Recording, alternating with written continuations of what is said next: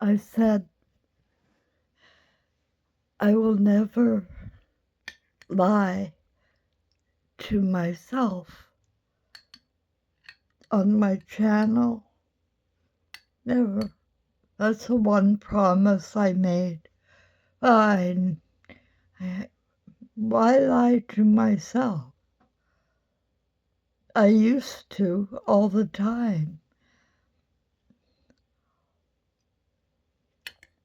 And it was gaslighting my reality because last night I had a complete emotional breakdown. Like complete, like PTSD, almost complete. You know what I mean?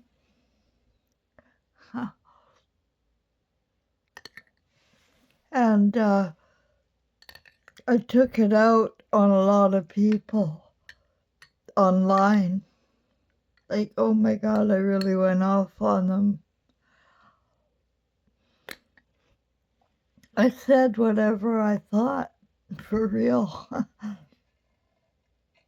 So I'm having some chicken noodle soup, hot chocolate, and fridge boiled water. I boil water and put it in the fridge, put a cap on it. Bit paranoid over here. All of my rage last night was directed at myself. You know, I hated myself, right? It was me I hated, and not anybody else, really. But I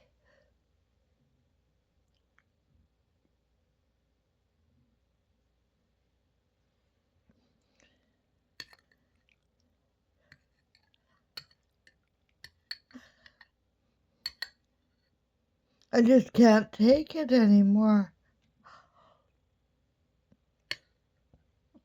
I've been isolated for 8 years. Nobody talks to me.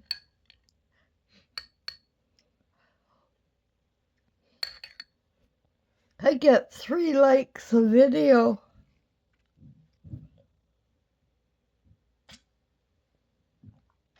I must be doing something wrong, stupid bee. Stupid fucking bee. Can't be the world. It's gotta be me.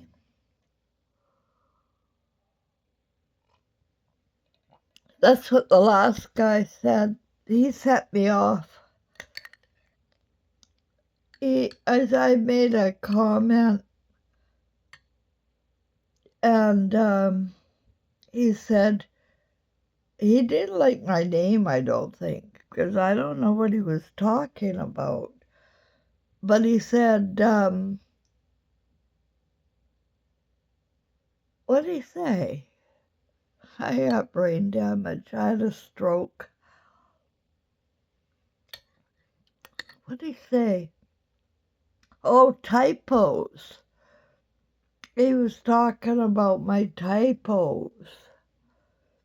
And he said maybe Christ would help you if you didn't have so many typos.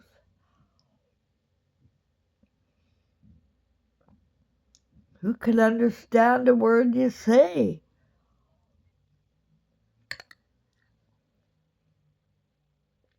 I don't know. He implied I was crazy. And, yeah, I get crazy when I get judged. You gotta be honest. Like bat shit crazy.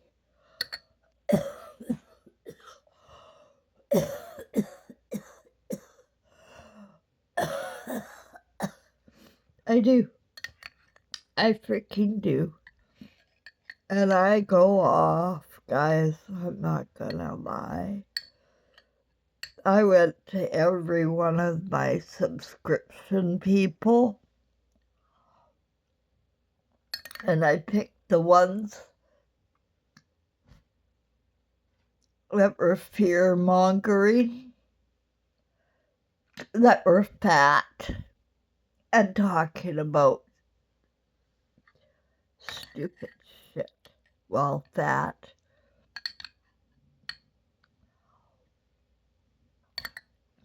You can't talk stupid shit when you're at fat, okay?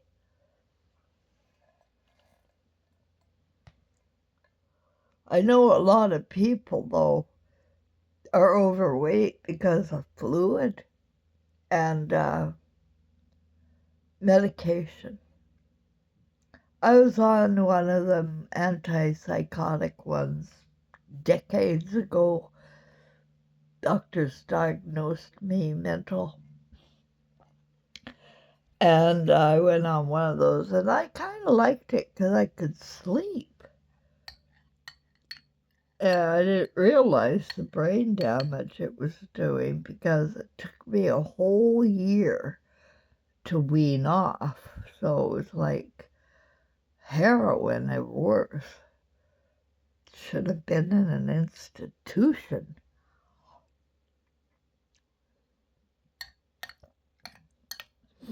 But you know my career, right? If you've been to my Facebook or my LinkedIn, I had a career in coping. I was born to a mother who couldn't stand me. Out of 4 kids, I was her least favorite. Let's put it that way. I was cut out of the will in 2009. That was freaking humiliating. And the siblings wouldn't let me go to her funeral. Mom didn't say I couldn't go to her funeral. The siblings said. They just didn't want me to show up with my face, right? Because it's hard to look at when you're fucking her over, strangling her, murdering her emotionally. You know, people find fun in that. It's easy not to look. Don't look. And then you don't have to think about what you're doing to people. Just don't look at them.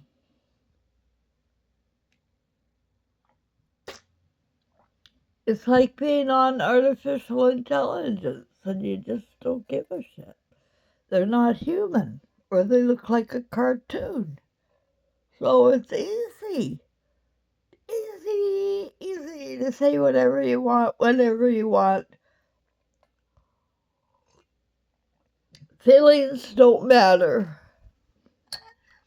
Get over yourself, one guy said. He said, get over yourself.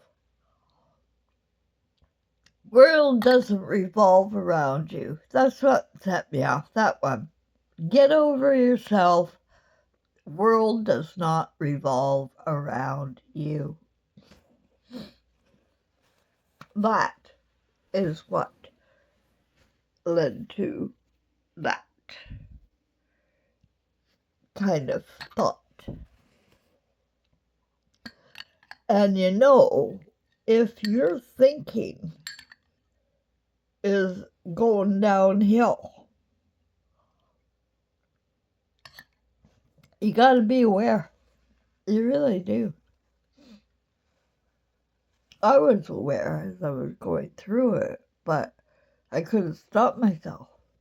Out of my mind, out of my paranoid, schizo,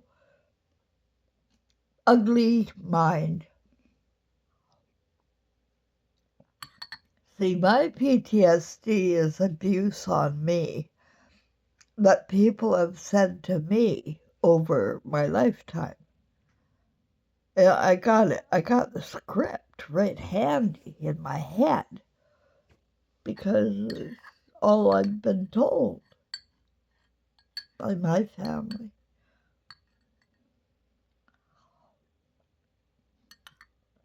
And I reserve the right to say whatever I want, whenever I want, on my channel, especially. And I won't lie to myself. I'm not going to come up here and go, yeah, life is bed of roses and I'm doing so well. Be impressed with me. Look at me in my image. It's so good. You're so little and small.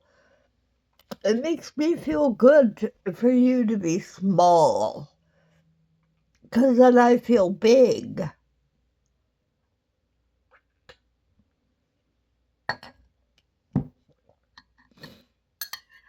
You feed off it, right? And they come along and gaslight your pain. They gaslight. You're just sitting there fucking feeling sorry for yourself. You haven't done a damn thing for anybody your whole life. You're just a loser.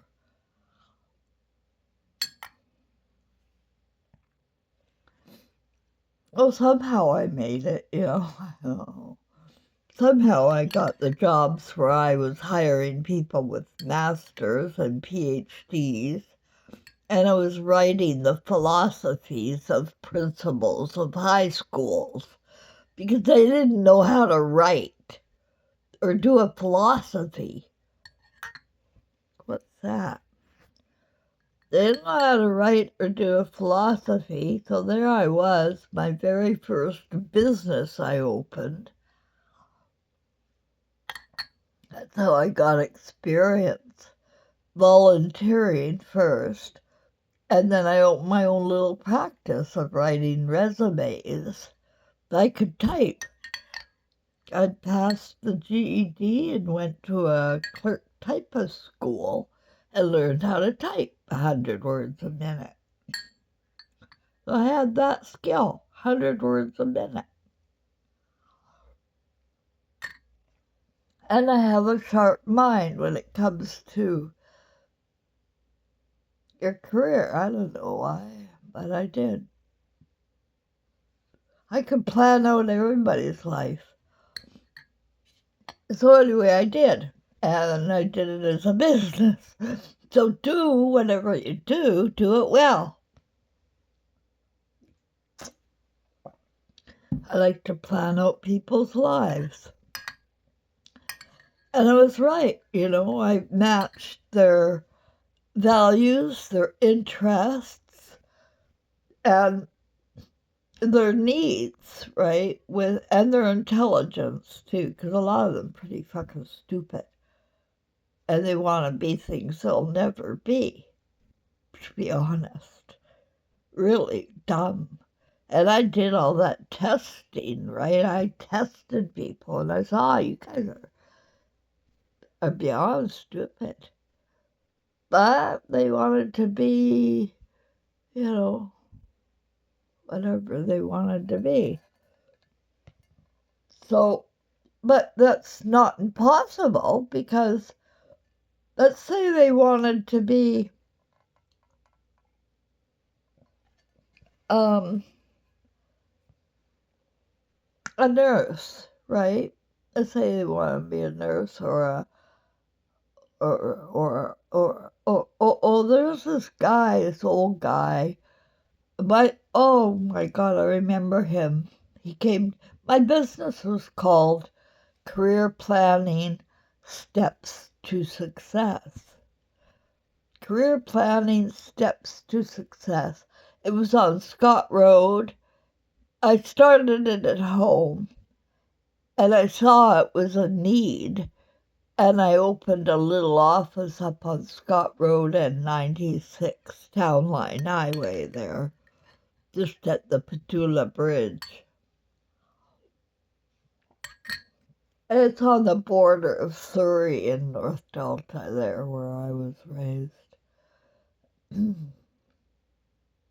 And I opened it up. I got a lot of experience, typing. That's how you do it. You take a talent you got and run with it. And I ended up with that business being able to get jobs and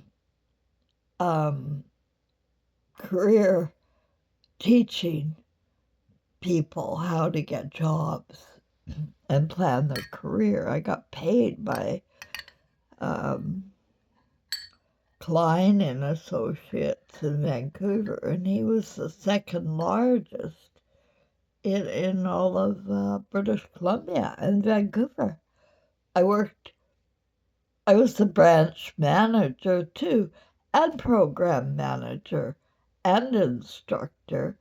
And we went from one job club a month. We taught one class of people on welfare how to get jobs. And by the time I left, we had 4 programs.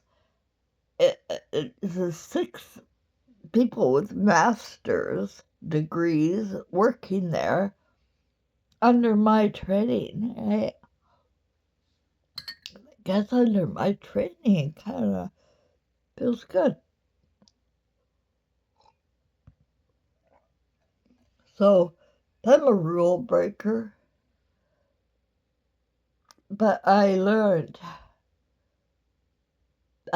every step of my way by myself. And I had to go by Braille a lot of times, and I fell down, would fall and fall. You make mistakes. But if you don't make a mistake, how are you ever going to learn? I'm not going to learn from other people's bullshit. I have to be there making my own.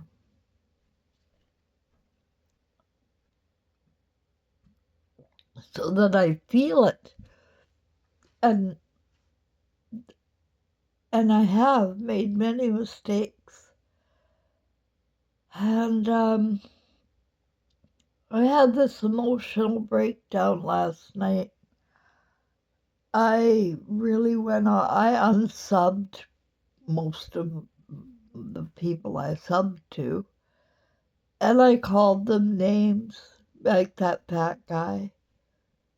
What are you doing there sitting fat talking about?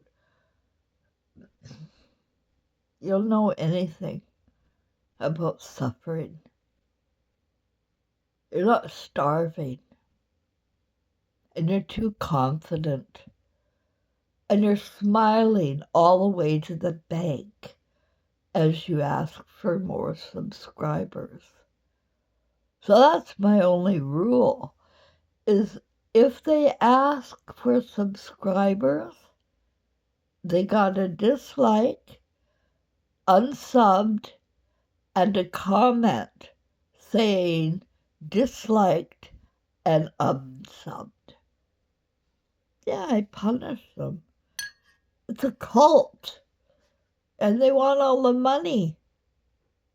And I get nothing because I don't ask for any. You want me to beg? No. You're going to beg.